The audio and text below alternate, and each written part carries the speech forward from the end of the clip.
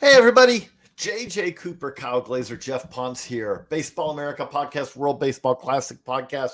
We are still buzzing. There might be a combination of sleep deprivation as well as just buzzing from the excitement of last night.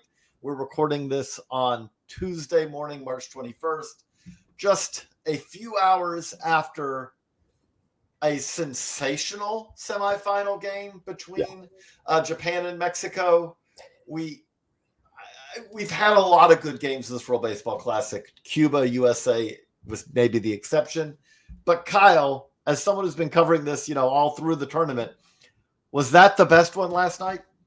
That was the best one, and that was one that, I was kind of shaking a little bit. Just the tension there as it was building toward the end, and then when Munetaka Murakami hit that double off the wall, given how bad he'd looked, how much he'd been struggling, how many opportunities Japan had not taken advantage of early in the game, it was just unbelievable. The energy in the stadium was electric. And like you said, we've had some fantastic games. Just in Miami alone, you go back, Mexico was down 4-0, rallied to beat Puerto Rico 5-4 in the late innings in the first quarterfinal game. The second quarterfinal game, Trey Turner hits a go-ahead grand slam in the 8th inning to lift USA over Venezuela in a crazy back-and-forth game.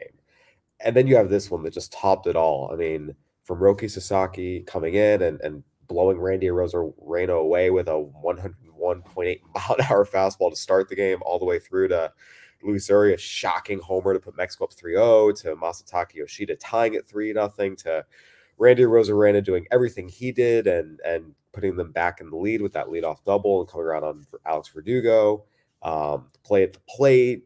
All of it was just insane leading up to the bottom of the ninth. And it was incredible. It was one of those games that if you were there, you will always remember it. Up there with World Series games, up there with, walk-off wins to clinch pennants. Just the energy, the electricity in the stadium last night, combined with the game that was played and the tension that was thick in the air there at the end. It was one of those games that this is what baseball's all about. It was one of those games that went 3 hours, 36 minutes, and no one cared. It was exciting and entertaining pretty much from start to finish. And we are at Baseball America. We want to always, we don't ever want to become so jaded that we can't enjoy a moment like this. I don't think we ever will be. Yeah. But Geoff, for you also getting to be there in person, kind of starting with, hey, by the way, I'm going to be on the field watching Shohei Ohtani, not just hit bombs, but hit balls basically that were trying to leave a stadium that has a roof. What was it like for you to experience and enjoy that last night? Yeah, and I think overall, it was the best game that I've ever attended, the biggest game I've ever attended. I haven't seen playoff baseball live. I've watched plenty of it on TV over the years, World Series, etc. I've never been to a World Series game. So that was the closest. That's the closest I've had to, I guess my next best experience would be like, Patriots AFC championship games. And none of those were quite like walk-offs like this was. But it was a back and forth game. And like, I was just talking to my dad, and my father is, Portuguese and Brazilian and a huge soccer fan. So he watches, soccer all over the world consistently. The World Cup is, a holiday for several weeks in my house that I grew up in. So I said to him, just, being out there in right field, I was in the crowd. It was about 80% Mexican fans, and it was like a soccer crowd. There were chants that were coordinated.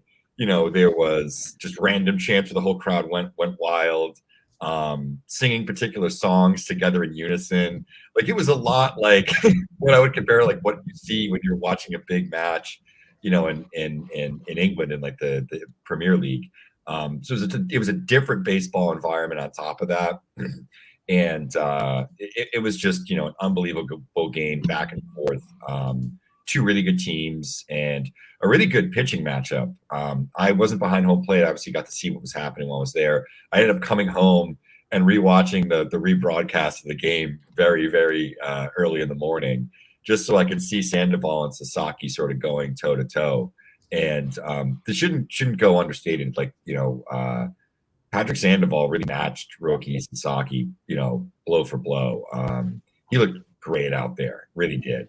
And his stuff was crisp and popping. And then we got an appearance from Yamamoto as well, who's probably the next big Japanese import to come over here, I believe next season or the season after. So we kind of got a little bit of everything. Some previews for the prospect hound and myself, but also just sort of the baseball fan. It was impossible not to enjoy the electric just environment that the game took place in. And we get to do it all again against the United States, and that's super lineup tonight. And we might get Shohei Ohtani on the mound in relief, or we should get Shohei Ohtani on the mound in relief. So unbelievable.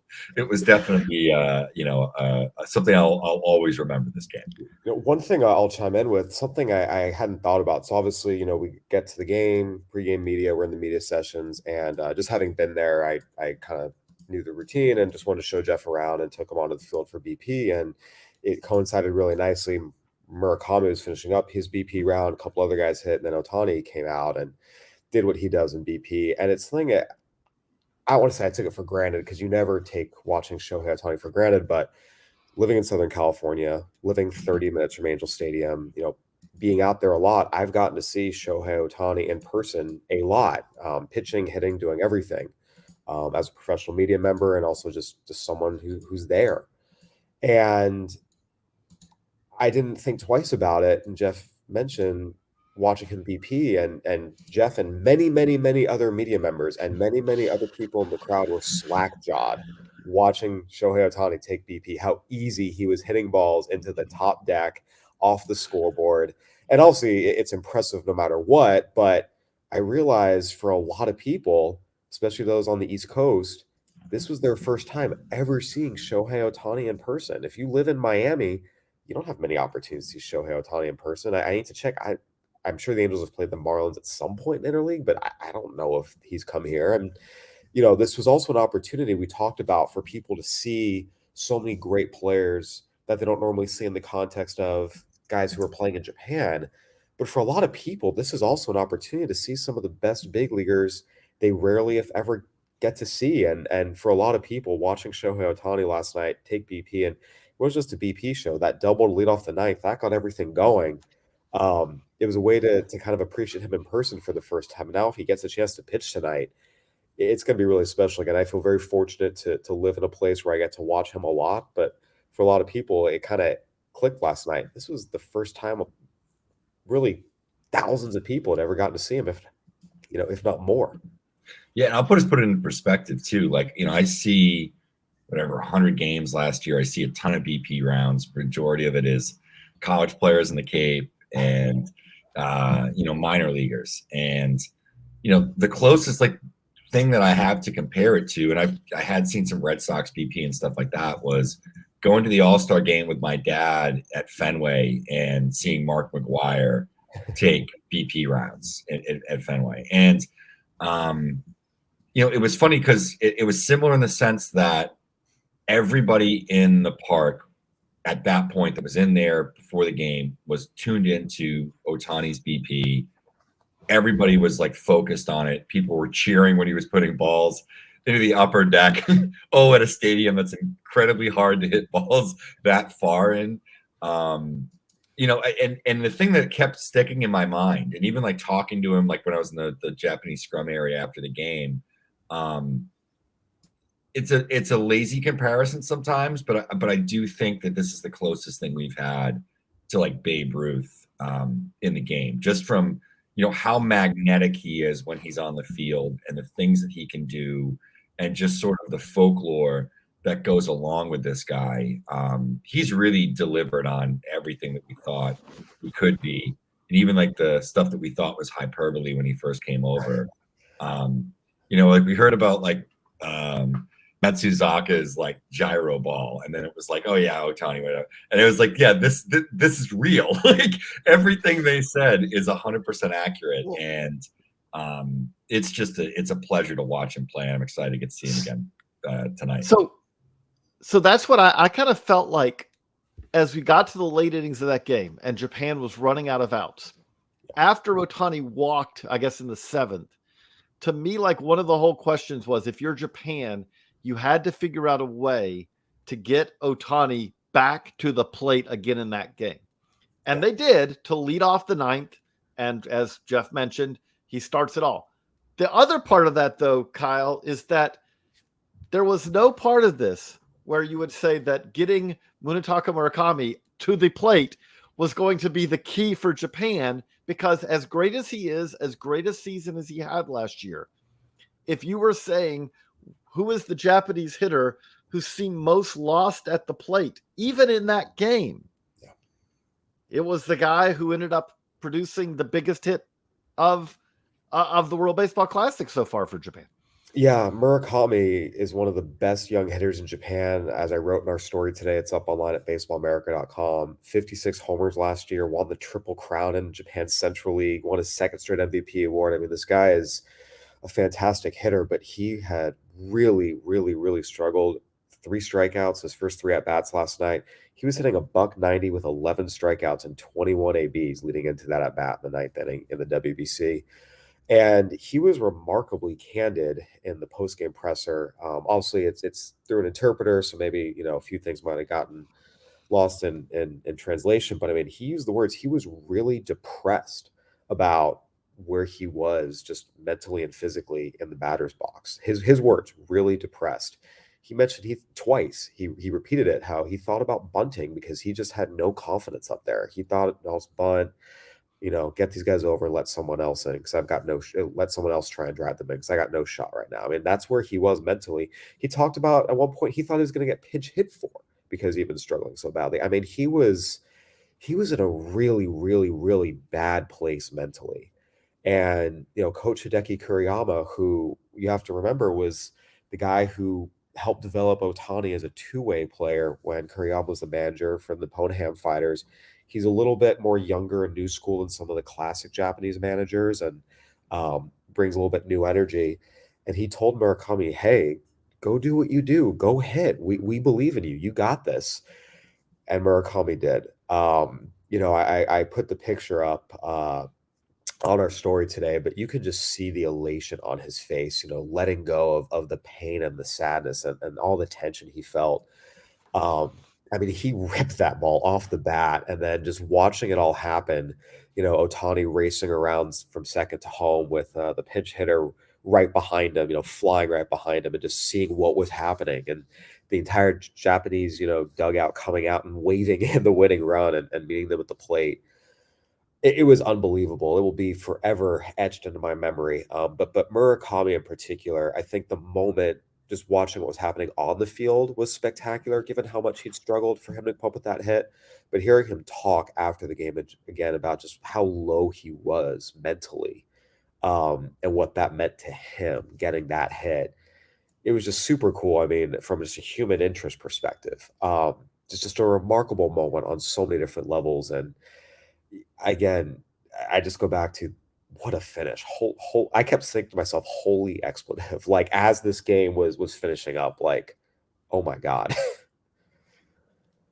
The other thing that I think it kind of doesn't get lost, but because the game was so good, we kind of shift to the background the thing that I think was the thing I was most excited about going into this game, which is, if you are paying attention going into this game, you knew that getting a chance to see Roki Sasaki pitch in the U.S. was important. And I can't describe how much hype there was revolving around that. If you follow, Kyle wrote a story, I wrote last year. We've been writing it, Jeff's written about, we've all written about Roki Sasaki and how good this guy. And this is the key thing I did want to, as I was watching on the broadcast, there was a lot of talk about his potential and his future and all that. It's not how good Roki Sasaki could be. It's how good Roki Sasaki is. It's stupid to talk about his potential, because there is no higher gear than this. That's like watching Jake DeGrom pitch and go, I just wonder what he could be someday. It's like, no, he's sitting there.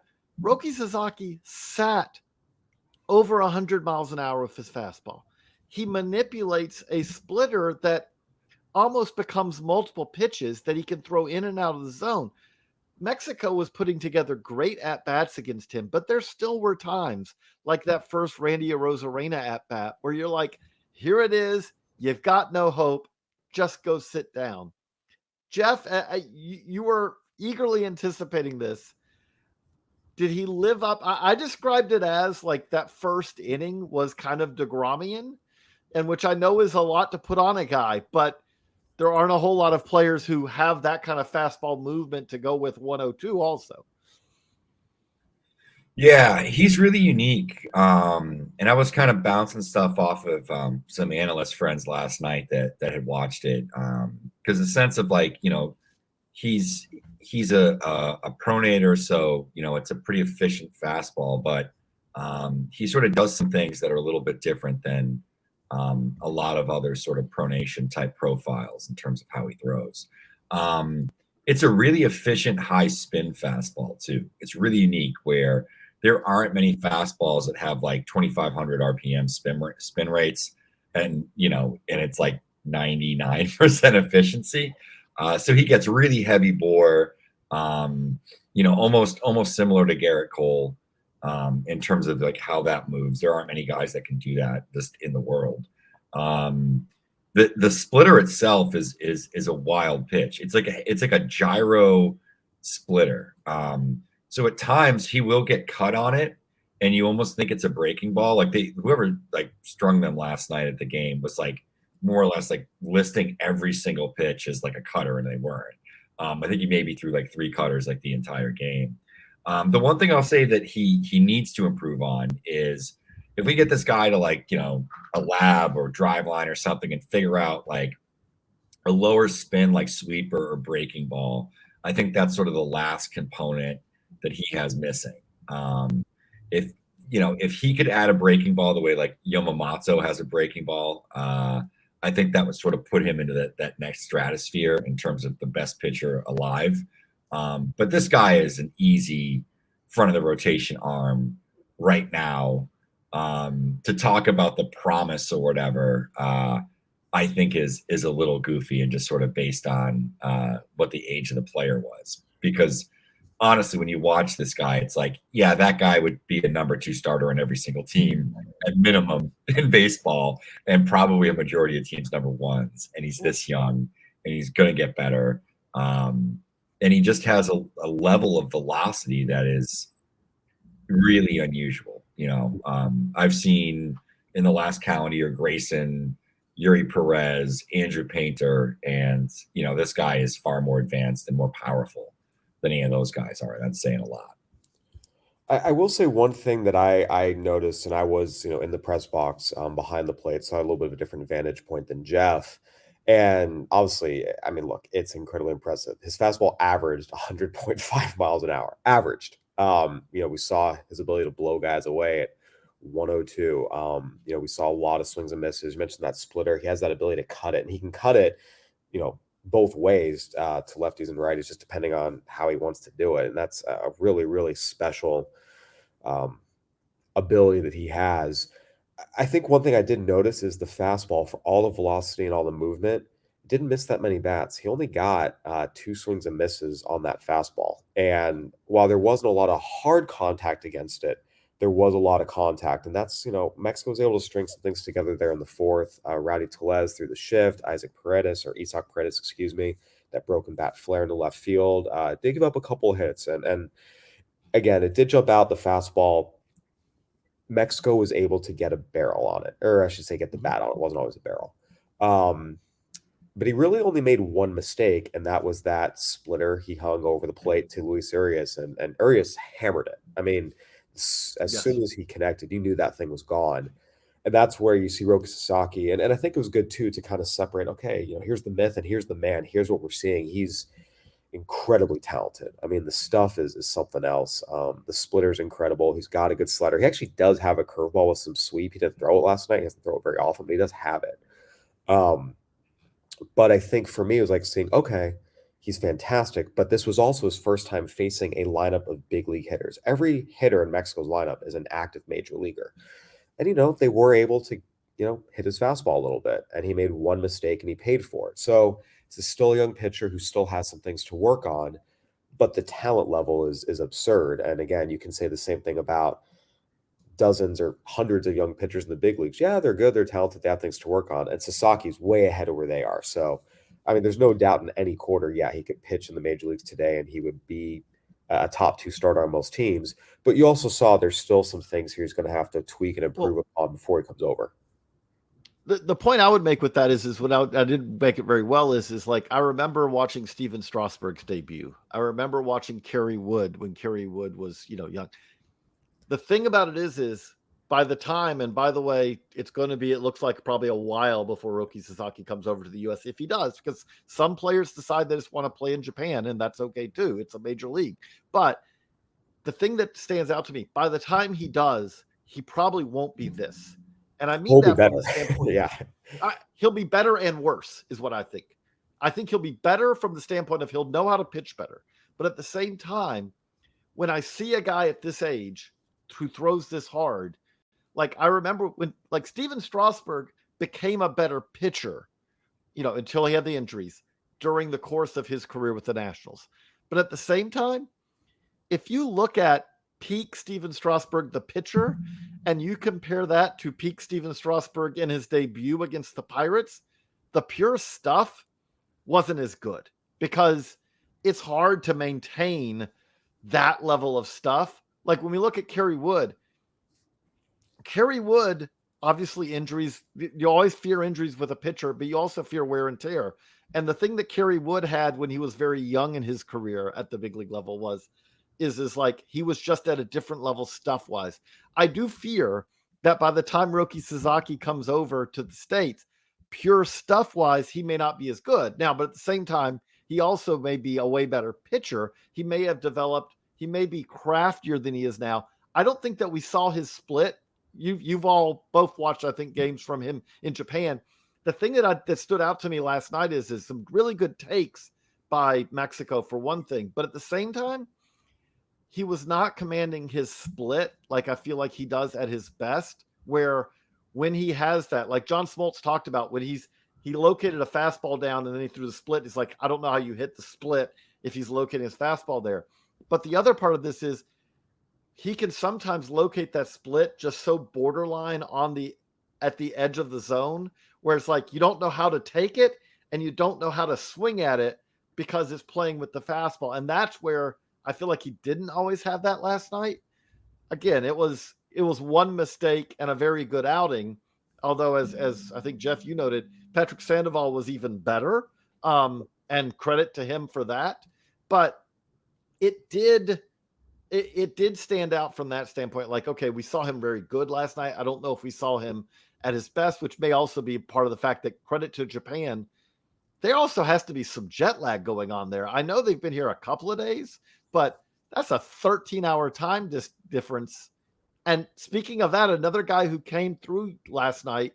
So I'll start with you, Kyle, but like, I think we should talk about that Masataka Yoshida, both offensively and defensively, was impressive last night. And that's, if you're a Red Sox fan, obviously it's very important. But if you're a Samurai Japan fan last night, it was even more important, especially that home run down the line.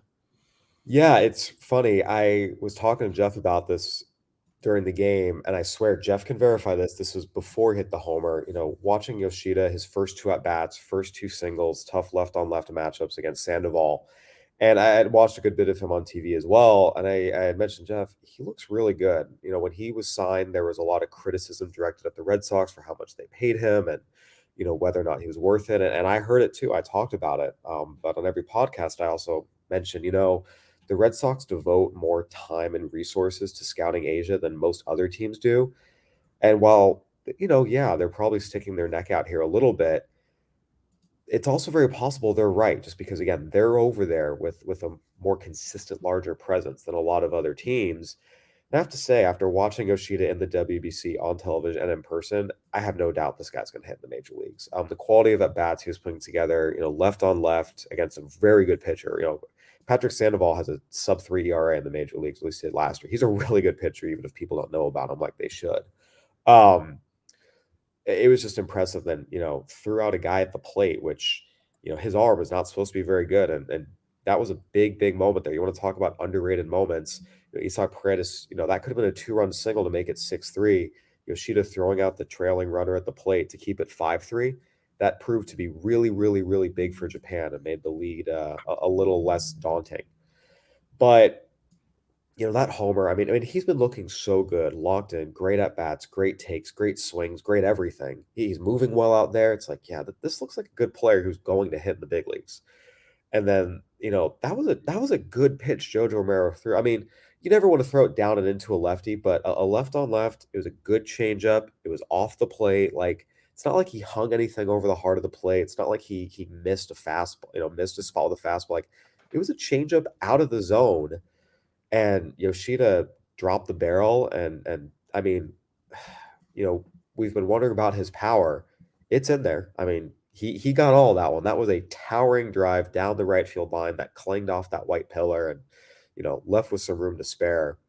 I mean, talk about playing up to the moment. He looks every part the bit of a really good hitter who's not daunted by the big stage and can hit, the best big league offerings that guys have to offer. Yeah, he's probably been the guy that I've come away most impressed with on Japan this year. Aside from, obviously, what Otani can do. Lars Nootbaar has been fantastic, but just in terms of Yoshida being a guy not a whole lot of people knew much about or had seen, obviously with everything that happened after he signed and what people were saying about him, seeing him actually on the field playing, it's like, okay, yeah, this guy's good. The Red Sox at the very least got themselves a really, really good hitter. And seeing him throw a runner out at left field last night, from left field last night, he's moving around okay out there too. I think he has a chance to be a little bit better defensively. Not quite the Kyle Schwarber level defender he's been made out to be. I think he has a chance to do a little more than that. So, Jeff, anything else that stood out to you about Yoshida? Yeah, I mean, just kind of echo Kyle's comments there. That was a big throw. It was an absolute hose. I think, it's one of those where you're kind of like, all right, like, how is this going to go? Are they going to hit the cutoff man? Is he going to bounce it to the plate?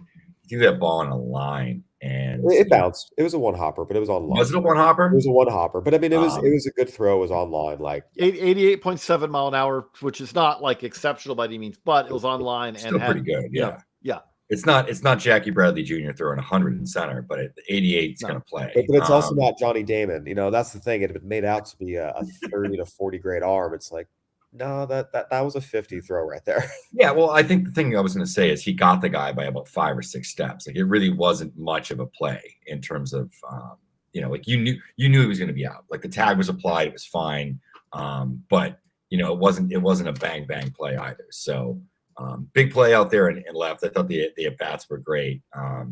It was able to pull a ball down the line. I was right, like 20 feet away watching the ball, sort of being like, is it going to stay fair? Is it going to stay fair? And kind of, skirts right by the foul pole. So yeah, that was a huge moment. And it sort of really just changed the game. Because up to that point, Mexico was the only one that had gotten on the board. Their pitching staff was really stifling the entire Japanese lineup. And that got them back into the game. It was a big momentum swing.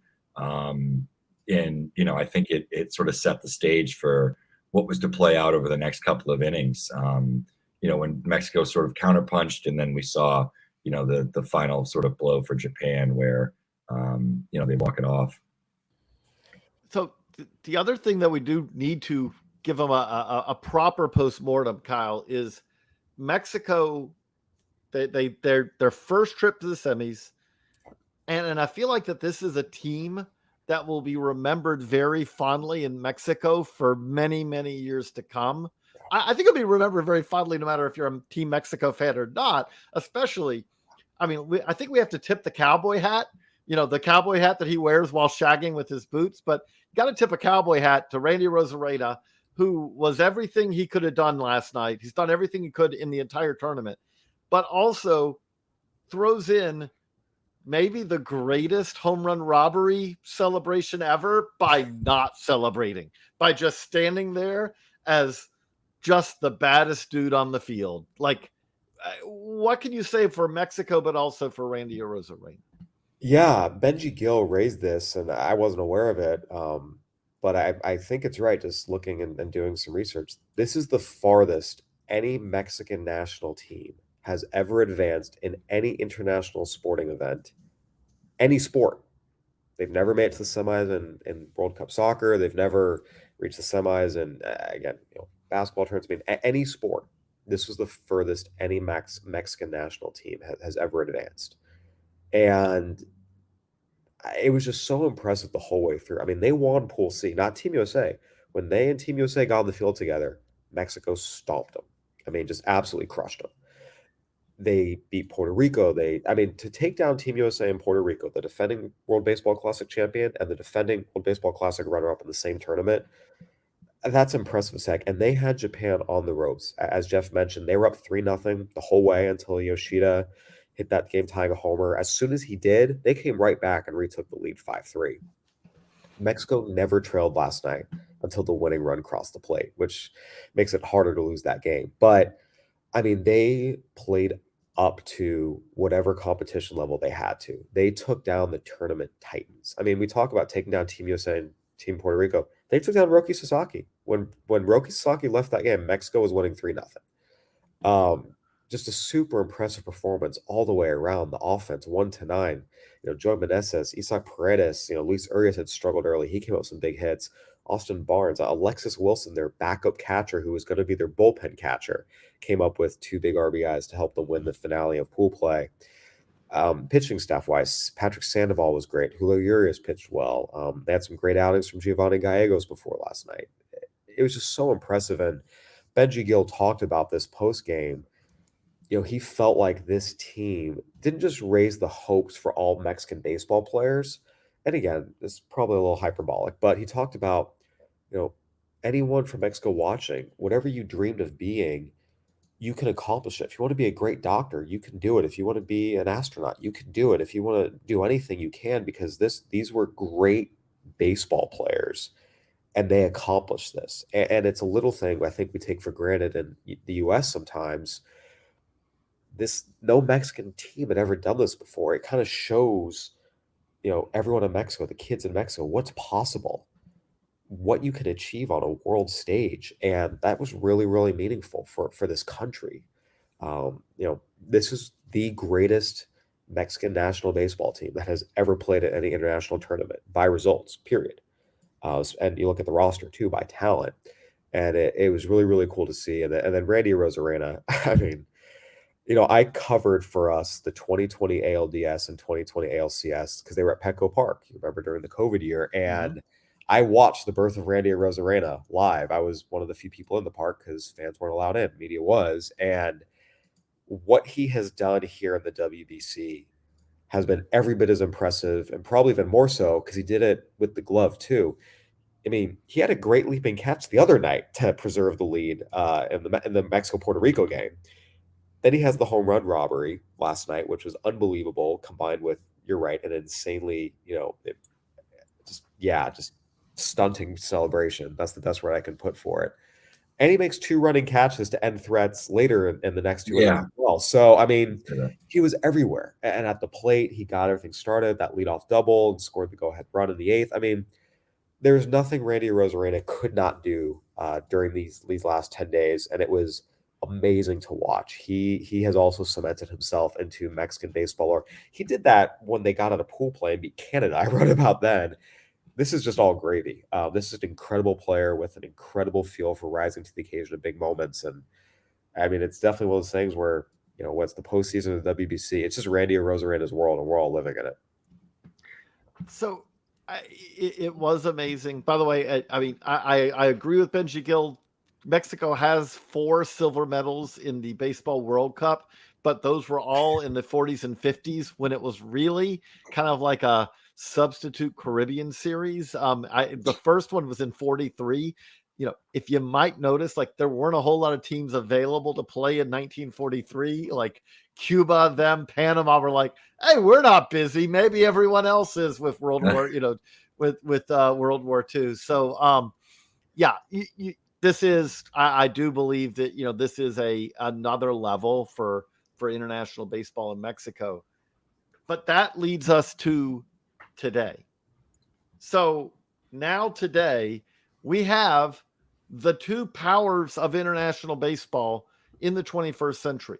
If you go back to the 20th century, there was a time where Cuba was the power of international baseball, and you can rightfully argue that a lot of that was basically the top Cuban players playing amateurs and younger players from other countries and all that. But all that being said, there was a time when Cuba just won everything. Pedro Lazo, the pitching coach, for Cuba now, was part of those the last era of those teams, and Ariel Pastano and, even Yurli Gurriel, we see still playing and all that. But you look at over the last 10, 15 years, we have Japan's already won 2 World Baseball Classics. The U.S. is the defending champions. It is kind of fitting that these are the last 2 teams to face off. These are the last 2 teams. And essentially, either Japan is going to put that stamp on it. 3 WBCs when no one else has won more than 1 would be incredibly impressive. Or Team USA is going to be able to say, hey, it's 2 for 2, 2-2 now. And not only that, but Japan's last win would have been a generation ago. That was a team that had, yes, it did have Yu Darvish, but it also had Ichiro, who's been retired for a little while now. So it's going to be great tonight. Jeff, I want to come to you first. I went to Kyle. What are you most looking forward to? What are you most looking to see tonight in this championship game? I think, it's the lowest hanging fruit here. I want to see Mike Trout against Shohei Ohtani. I want to see Ohtani come in, big moment. If it's a tied game, gets to face Mike Trout, arguably, the 2 best baseball players of the last 15, 20 years, even 2 of the greatest baseball players of all time, teammates, something we haven't seen yet. So for me, I think that will be a big moment. I think for both of those guys, just sort of knowing how they are, will be a big moment for them as well. So that, to me, that, we talk about tonight, that's the thing I'm looking forward to most. I want to see a great game. I want to see the passion on both sides. I think, we'll see sort of, each team sort of throw everything that they have at it, the entire, kitchen sink, in terms of what options that each team has available for pitching. So to me, I think that's the biggest one, though. I want to see Trout versus Ohtani, and regardless of what happens there, it should be an electric couple of minutes. So Kyle, you've been tracing this Team USA going back to the first round, to pool play and all that. It's not been always the easiest path for Team USA here, but they're here, which, let's say at this point, for all their struggles that they had at times in pool play, for being on the ropes in the quarterfinal, it's all about what you do on the field. And here they are, they're playing for a championship, losing to Japan tonight against, when you're likely to face Darvish and Shohei Ohtani, is not anything that can be described as you failed to live up to potential. Oh, how embarrassing. No, there's no embarrassment left. USA Baseball will either be the champion or the runners-up of this. What are you looking for, and what are you expecting to see? Yeah, so I think the main matchup that I'm looking for, to kind of expand on Jeff's point before the break about Ohtani versus Trout, is Japan's pitchers versus Team USA's lineup. Those are the 2 strengths of these teams. We've talked about it ad nauseum, that Japan has a pitching staff that would be a playoff caliber staff in the big leagues, their starting rotation and their bullpen. It's the type of staff that you could roll into with a World Series and be like, yeah, we feel really good about our chances. And again, that's not hyperbole. That's backed up by scouts, front office officials. I had that reiterated to me last night by another pro scouting director that, yeah, this is a World Series caliber pitching staff and rotation. And we all know about Team USA's lineup. It's ridiculous. It's all-stars on the bench and 3 MVP award winners. So that's the matchup I'm most watching for. I think the main thing that has changed for Team USA, I've had them since the start of pool play, and seeing the team they were in pool play versus the team they are now, it's 2 completely different teams. And yes, some of it is, hey, they've got their feet under them a little bit. They're not coming fresh out of 20 at-bats in spring training. They've got a few games in real time now under their belts. But I think there's two things that have happened that we need to give Mark DeRosa credit for. And he's certainly been subject to a lot of criticism this tournament, and some of it deserved. His bullpen management with Daniel Bard and the quarterfinal against Venezuela was not good. But there are two things he did that proved to be more important strategically that have made a big difference for Team USA. The first of them was shuffling the rotation to get Lance Lynn to start that game against Venezuela and moving Adam Wainwright to start against Cuba. Lance Lynn was Team USA's only pitcher who had any combination of stuff and control during pool play against that Venezuelan lineup. He was their only starter that had a chance to hold it down. And that was a tough conversation to have. He talked about that, going to Adam Wainwright saying, hey, I know it's your day to start, but we're going to push you back and let Lance take this tonight. It's a tough conversation to have, but it was the right call. And I think it showed true leadership and a recognition of what needed to happen for Team USA to have its best chance to win it. And Lance Lynn did his job. So I think DeRosa and his staff deserve credit for that, recognizing it, making the call and sticking with it in the face of what I'm sure was some pretty significant pushback. But the second thing too is, look, Team USA was dead. They were sluggish. There was no energy at all in pool play. They got slaughtered by Mexico. They came back and beat Canada. Said that woke them up, and then they sleptwalked through their game against Colombia as well. It was not encouraging at all, these energy levels, and also just the level of focus and engagement. They were dead on the bench. They were not sharp in the field. It was not good. They just were not into it mentally. You could see it. And before the Venezuela game, Mark DeRosa talked to them in the clubhouse about, he played in the Venezuelan Winter League. He remembers those Caracas Magallanes games, which are absolutely wild. And he knew that Venezuela was going to bring exorbitant amounts of energy to the ballpark that night. They were going to celebrate every hit, every strikeout, everything. They were going to go wild. And Team USA's only chance, they had to match that energy from the first pitch to the last. Otherwise, they were not going to have a shot. I used the word they were going to get smacked on our pregame podcast about that. I might have used different words if I could redo it, but the overall point stood. If they were not able to match Mexico's energy, engagement, focus, effort level, they were going to lose and lose badly. And to their credit, Mark DeRosa knew it. He told them, you have to get to this level if we want to win. And his players responded. From the first pitch, you could see it.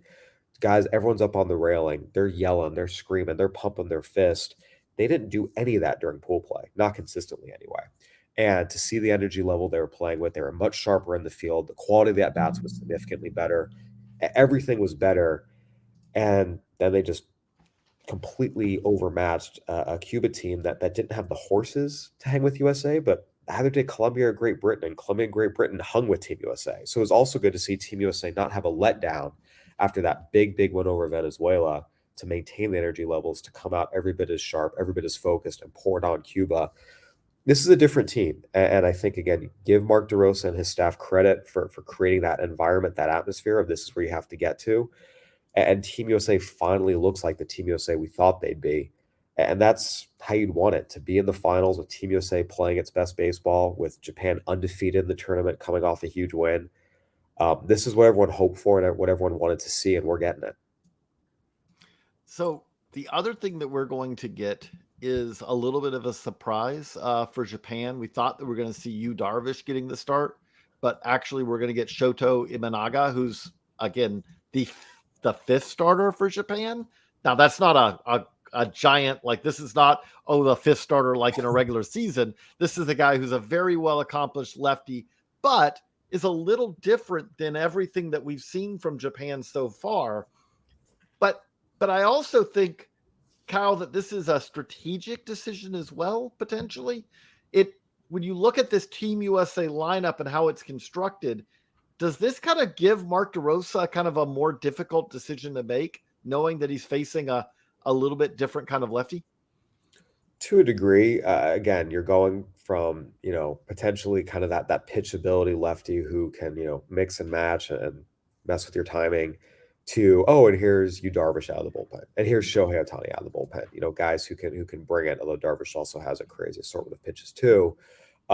It's a tough adjustment to make mid game. At the same time, this Team USA lineup is supremely talented, and we kind of saw Venezuela try to do the same thing, starting Martin Perez, starting lefty who's more softer stuff comparatively to some of the other guys on the staff. Maybe some pitch to contact, change ups down the way. And Team USA jumped on him, sent him from the game, and in 16 pitches led 5-0. So we'll see if the strategy works. Imanaga, to be clear, is a really good pitcher, and he's someone people talked about in the scouting community. I've talked about this again a lot. Darvish, Ohtani, Sasaki, all are number ones in the big leagues or project to be number ones in the big leagues. Yoshinobu Yamamoto, who saw relief last night, projects to be number 2 in the big leagues. Imanaga probably projects to be more of a 4, but he could be a good big league starter. He's very talented. And I get what they're doing. Also, there's a familiarity aspect here where Team USA has seen Yu Darvish. They have not seen Shota Imanaga pitch ever. So that's another potential edge. I get why Japan's doing it. I think it'll be really interesting to see if it works. Team USA's hitters are so good. They might be able to render it all moot anyway. But I understand the strategy for Japan, and I don't necessarily disagree with it. The other thing to note with this is other than Sasaki and Yamamoto, the other pitchers, who pitched for Japan, like Taisei Ota threw 12 pitches last night. I don't know that Japan is going to have as about bringing pitchers back on no rest for the second appearance, especially with a title on the line. But Geoff is out about this. They've been a little cagey about it. Shohei Ohtani, asked about it by Kid Rosenthal after the game, was basically said he will be available to do whatever he needs to do. I can't imagine that we're not going to see Shohei Ohtani both hit and pitch in this game. I figure that we're seeing Darvish and Ohtani at some point, but as you said, kind of your dream scenario is seeing Ohtani face Mike Trout at some point in this game. The other thing that just stands out to me is Shohei Ohtani. Like, when I look at the history of Japanese baseball, Sadahara O has always been kind of the gold standard of Japanese baseball. To say a Mount Rushmore, to go very U.S. sports talk radio, kind of stupid to throw Mount Rushmore for Japan, and they don't have carvings on Mount Fuji. But to say, like, if you said, who are the greats of Japanese baseball? You have Sadahara O. You have, you after that, you had like Hideo Nomo came over, but I would say that Ichiro Suzuki is number 2, like, of the all-time Japanese greats. I kind of feel like that Shohei Ohtani, in the middle of his career, could be putting himself, he's the best player in the world right now.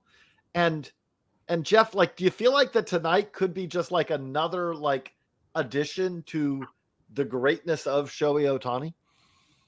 Yeah, I think the expression you were looking for is the Mount Fuji of Japanese baseball. Because they don't have carvings on it, though. We have carvings on Mount Rushmore. But it's a monument. It's really about the monument, not necessarily about the destruction of beautiful mountains. But I mean, I think it could definitely add to sort of that legendary air.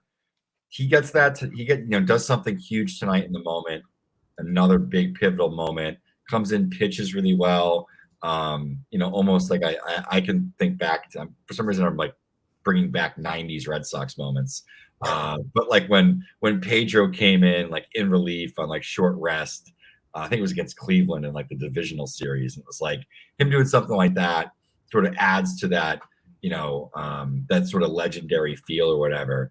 And, I think the other thing too, is it's not just the Mount Rushmore of Japanese baseball. I know he hasn't won a World Series or anything like that, but I think we talk about this guy as one of the all-time legends of the game. There aren't many athletes in the game of baseball that have ever done the things that he's done at the level in the modern game. It's really unprecedented. So, and he's having been around him talking last night, he's handling all the media, and he's not a flashy guy. He's very sort of easy, almost soft-spoken.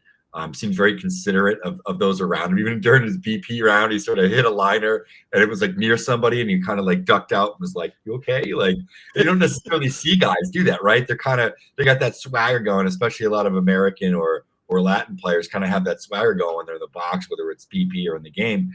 And, he sort of has that sort of humanity about him too. And I think there's just so much to like about this guy. And certainly if there's a big moment tonight, that's only going to, sort of push up that sort of legendary folklore status onto another level. Big national stage, playing against the United States, in the United States. I think after the last couple of games and how dramatic they've been, some of the big pivotal moments they've been able to put on SportsCenter, etc. I think you'll get some people tuning in. Like I said, my father doesn't care about baseball at all. I was a big soccer fan. And when I talked to him this morning when I woke up, it was like, wow, you saw a heck of a game last night. Like I tuned into that. I think people are excited now for the World Baseball Classic. And, regardless of some of the commentary, etc., this could only get even better if we have sort of these two heavyweight, fighters going toe to toe in the middle of the ring all night long. And we have these lead changes like we've had in recent games. Yeah, I think what I'm going to be really interested to see. Well, first I have to say my greatest, guy coming out of the bullpen is probably the 2001 World Series. Randy Johnson, Game 6, throws 7 innings, comes out the next night in Game 7 and throws the final inning and a third to get the win there for the D-backs off of Luis Gonzalez walk-off. I mean, coming in a day after and throwing an inning and a third was really impressive. Also, Madison Bumgarner in the 2014 World Series falls into this for me as well. But I'm going to be really interested to see the dynamics of Shohei Ohtani getting warmed up in relief while DHing. That's one of those things that we've talked about when he was first coming over and he started having some injuries. Maybe does he move to the bullpen? How do you do this? And we might get a look at how that actually works out in practice. It's going to be really cool. I would imagine he'll come in late game situation, as long as, again, the score is close. If Team USA runs away with it early, I doubt they'd use him. But yeah, that's going to be really, really exciting to see. And I do think this has a chance to be an instant classic, like most of these other games have been. The thing I am a little bummed for is, as much as we're excited about this, and I think a lot of people in the US and North America and Central America are excited about this, it does not compare to how excited they are in Japan, where when you look at the TV ratings in blowout games in pool play, where the outcome was never in doubt, and it's like, 50% of TVs in Japan were tuned to this. The only disappointing thing, it's going to come on at 8 a.m.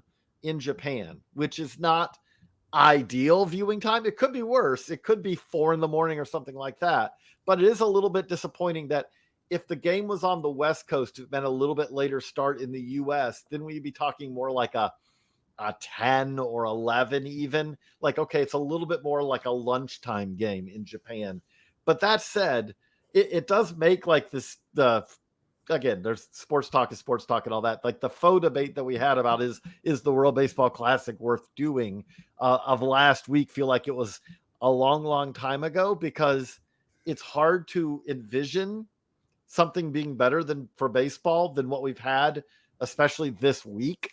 And it's hard to envision something being better for baseball in the world than what we've had, because the key thing, I've been covering international baseball for 20 years now, and the criticism, let's be clear, sports in general around the world are very European centric. Like the Olympics drives a lot of this, and the Olympics are very European aristocracy driven and all of that, right? Like even baseball, when you say, well, who runs baseball? It's run from Europe, the World Baseball Softball Confederation, which may sound a little odd, but it's true. But if you look at it, the criticism baseball has always faced is it's too limited in scope. You look at the World Cup and teams from multiple continents can win. But in the baseball, it's really the US and Japan and what is, everyone else doing. And what we have seen in this World Baseball Classic, again, not for the first time, but again, is it has provided opportunities. It has provided that the Czech Republic has now this foundational moment. Again, there's been baseball in Czech Republic. I don't want to make it sound like, but this is going to be something where it'll be before this and after this. In Great Britain, it'll be before this and after this, because it's now reached another level. Australia reaching the quarterfinals, another continent. Australia. Yeah. you have all these things. You have what baseball in Israel now, like you have countries where baseball becomes more important because they have these moments in the World Baseball Classic.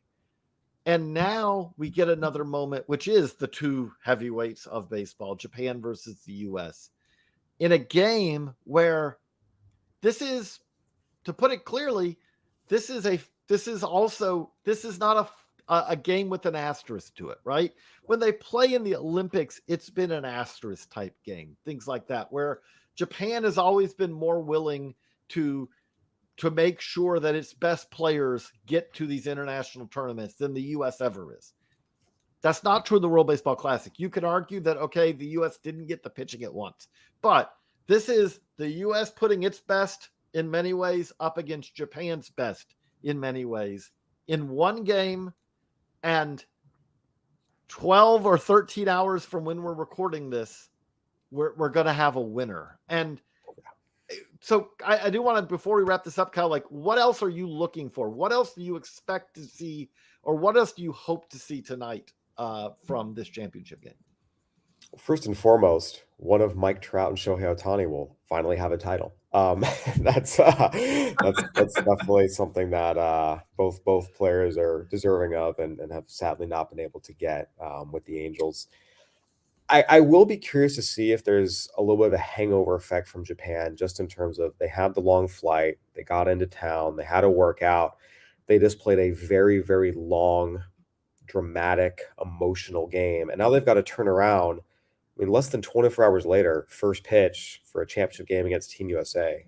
Team USA definitely has an advantage here in terms of rest, preparation, and also Team USA, they have all of their, A-level arms ready to go in their bullpen. Lance Lynn and Miles Michaelis, Adam Wainwright, gutting it out through 4 against Cuba, and then Miles Michaelis coming in and throwing 4. That was huge for them. That's one of those unheralded hero type moments there, because that allowed them to preserve all their best arms.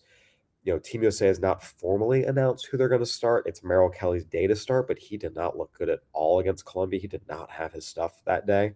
I actually think Kyle Freeland might be a better starting option, given how left-handed Japan's lineup is, at least the top hitters in that lineup. But regardless of who starts, Team USA has all their best relief arms, and they are fresh.